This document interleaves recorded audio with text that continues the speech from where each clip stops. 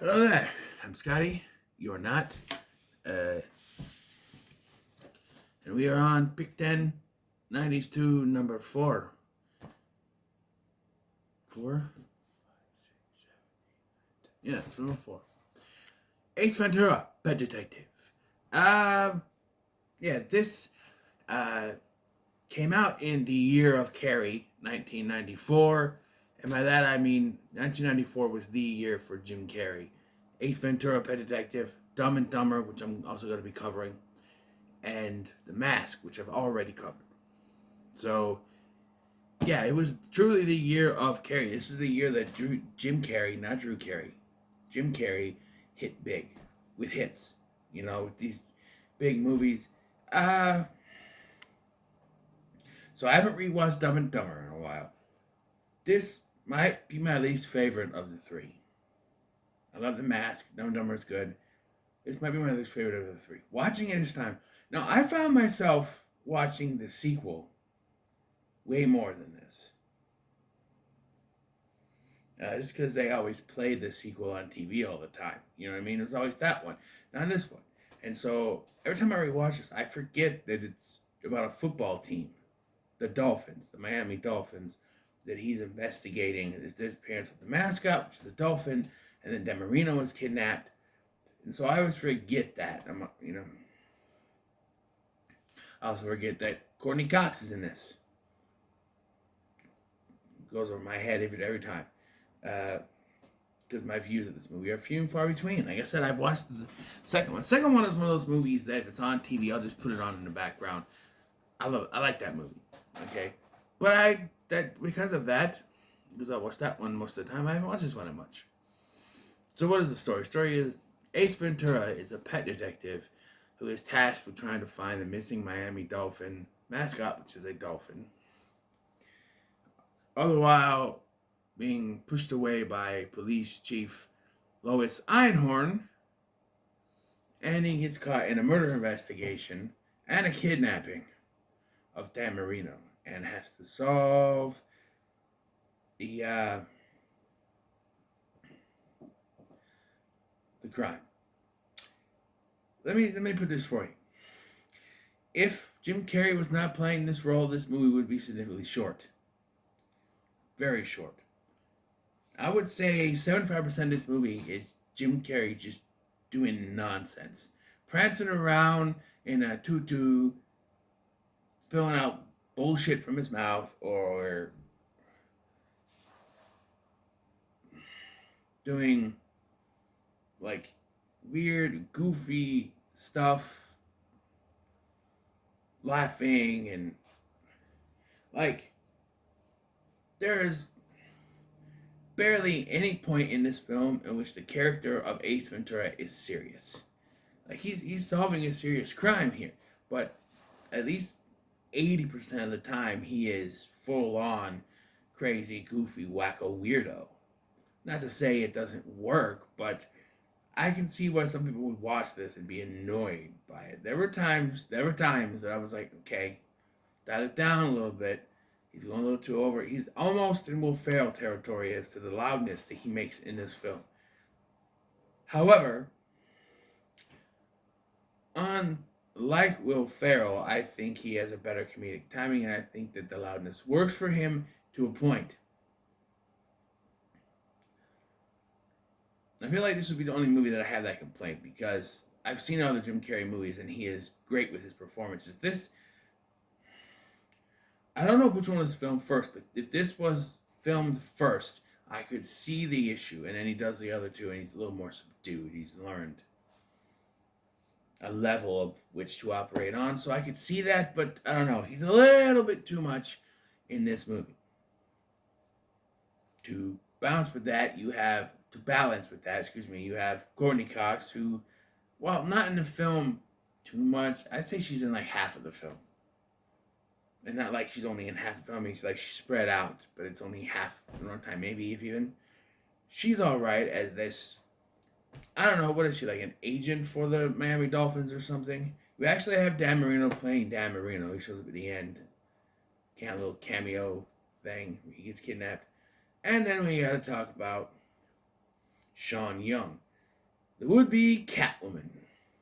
Yes, it's no secret she dressed up like Catwoman to try to get the part of Catwoman in Batman Returns, and never even she got. But but she plays Lois Einhorn here, who has a twist with, I'll say, their character. Okay, full disclosure. Elephant in the room here. You cannot watch this movie in 2023 with the way the climate is, the way that things are with the LGBT community, and watch this and be fully satisfied with Lois Einhorn's character in this film and the way the character is treated. And I get what some people might have problems with this character and where the character goes and the direction it takes. However, in 1994, the reaction this character gets is absolutely 100% accurate to what a character like this would get to the 100% accurate to the reaction that this character would get in 1994, because in that world, it was not in the 1994 Earth, all right? It was not seen as acceptable like it is now, all right? To a point that we're going too overboard with it in movies and TV, and we just need to kind of find a balance, and not every movie needs to have one character from an LGBT thing. And you know what I'm saying? That's fine if you want to have a character in your movie. That's fine, but I think it's getting a little out of hand. But it's not really a big problem. It's not a problem at all, really. But you know what I'm saying.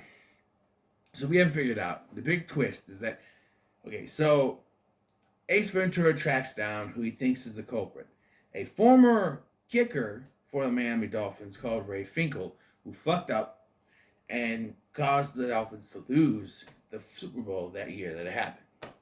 And it's revealed that Lois Einhorn is actually Ray Finkel, and that he took the identity of Lois Einhorn, who was a hiker, jogger, who went missing. So, you're telling me that Ray Finkel took the identity of this jogger, Lois Einhorn, and then went to police academy and made her way all the way up to captain, just so that one day they could enact revenge on Dan Marino and the Miami Dolphins. That's a little complicated, don't you think? And what I mean by the reaction to this character is that very much this would happen in 1994, is that anyone that Einhorn has kissed, when they find out that it was a man, starts going, even the dolphin, which is just supposed to be a gag, but it makes no sense. And a lot of people might find that disrespectful, and it would be if it happened in a movie that came out today. But let's be honest, it wouldn't happen in a movie that came out today because there would be so much ridicule for someone being disgusted by the fact that she was a man the entire time, or they were, whatever you want to call them. But in the world, the way the world was in 1994, this was acceptable. And I'm not saying it's right, but it would make sense in 1994 that they would get disgusted from this. Like, if you think you were kissing a woman and to find out it was a man who had surgery to look like a woman, somehow did not get rid of his penis for some reason. Like, if you're trying to completely make yourself this person, why wouldn't you? The only reason why is so we can have the turnaround in line. He found Captain Winky at the end. So, yeah. I don't know. And part of my confusion is, why do they kiss Dan Marino towards the end of the movie? Only so they could have the gag where he starts, you know? the thing is, he's the one that finds Captain Winky. He's like, he whispers to Ace, because Ace is trying to, and again, this is another scene where it probably frowned upon today, but he's trying to convince them that it's a man, so he's trying to, the hair out, but it's actual hair, and he's like, are these?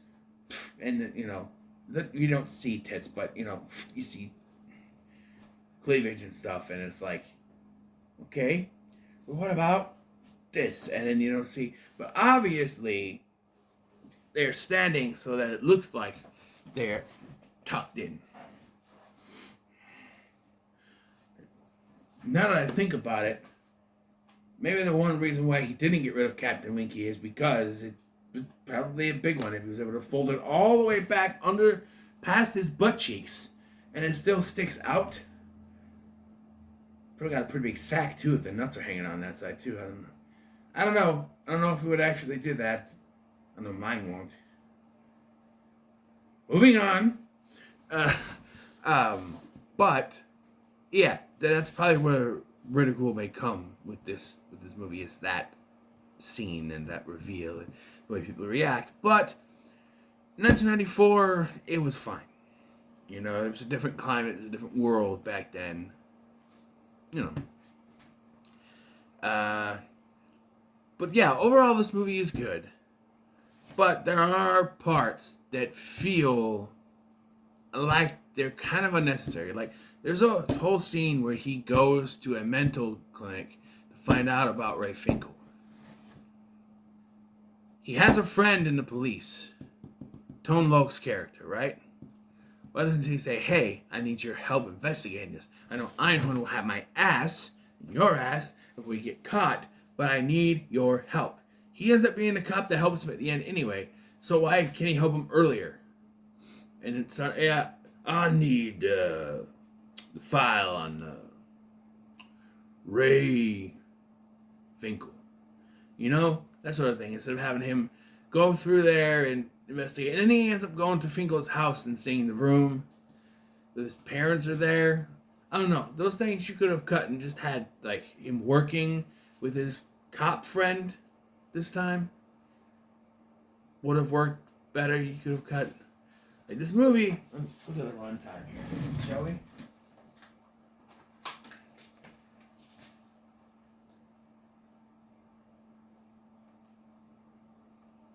"86 minutes," so it's not that long.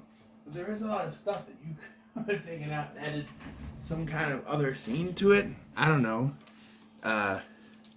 Like, the death of the guy who was killed to push out the balcony is random, though it does tie back to the Ray Finkel thing because he found Captain Winky, apparently.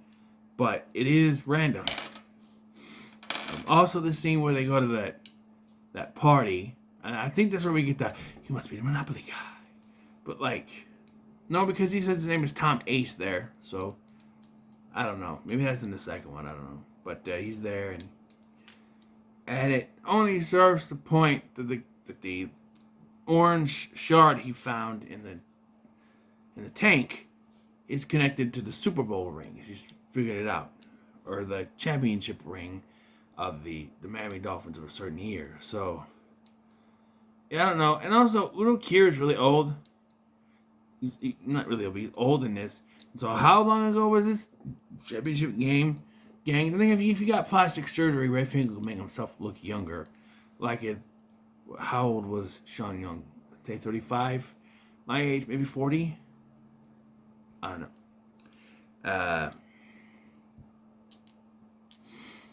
I don't know. But overall, the movie is good. I'm going to say it's pretty good. Okay. Hold on a minute. Okay, so we need to roll the dice again.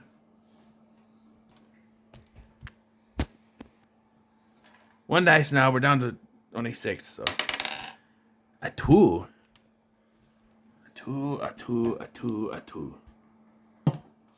A 2. Bless you. Okay. 2. Oh boy. I think I know what it is. Yeah, I recognize that case. Frankenstein Unbound? Jazz. This is the case that used to have Rockadoodle in it. I recognize the case. And that, okay, I swear I'm not doing this. This is the next one. Although Ace Ventura was way down at the bottom, so I'm very interested to check this out. Because I've heard things. So, what are your thoughts on Ace Ventura Pet Detective? Leave a comment below, like, share, and subscribe. Thanks for watching. I've been Scotty, and I'll see you in the next one.